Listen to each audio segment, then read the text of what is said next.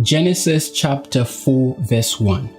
And Adam knew Eve his wife, and she conceived and bare Cain, and said, I have gotten a man from the Lord.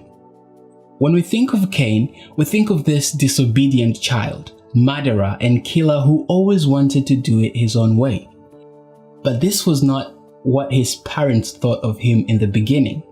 When Cain was born, Eve exclaimed, I have gotten a man from the Lord.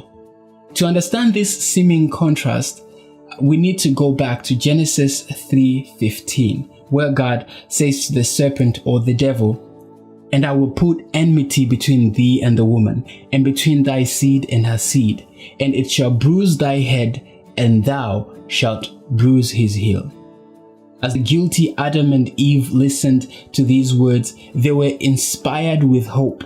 For in the prophecy concerning the breaking of Satan's power, they also discerned a promise of God's deliverance from ruin that came through transgression and sin.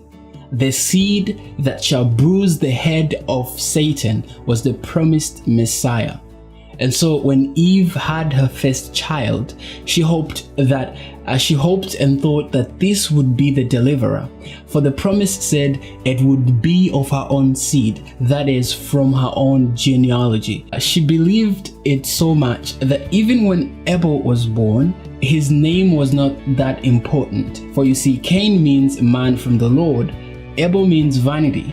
Is it not so in our own lives? When we suppose that what we have and what we are doing is the answer, but really it's not really the answer. Our problems blind us so much that everything that provides some sort of relief we call the solution. We call the answer. But the answer to our problems is not Cain, neither is it Abel, but Jesus. Genesis chapter 3:15 is for us. We need it in the 21st century when the devil is working so much than at any other time in history. God promised to put in our hearts enmity against sin and to save us from the same. And God has always fulfilled his promise and prophecy. Even though Jesus was not physically present in the times of Cain, Abel, Adam, and Eve, he was there all the time. Jesus is the lamb slain from the foundation of the world. God instructed Adam and Eve to kill a lamb and give it as a sacrifice. This was to represent the death that Jesus will die for this world. They were to do this ever often until Jesus should come to seek and save that which was lost. After this manner, Cain and Abel were supposed to give their sacrifice for the forgiveness of their sins. The validity and supreme importance of this exercise is shown in the rejection of Cain's offering. Cain gave vegetables and fruits, where God had said to give a sacrifice of a lamb. By faith, Abel gave an excellent sacrifice than Cain's. Cain did not have faith in the power of the blood of Jesus to save him from sin. He wanted to do it his own way, to save himself.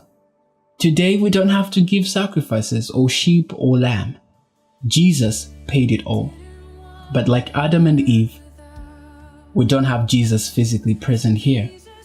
And so we, by faith, need to look back at the cross and confidently say, it was finished. The head of the devil was crushed, and he does not have his poisonous power over us anymore. However, we can only access and take part in this victory if we have faith in Jesus. For you see, faith is the victory that overcomes the world. Thank you so much for joining us.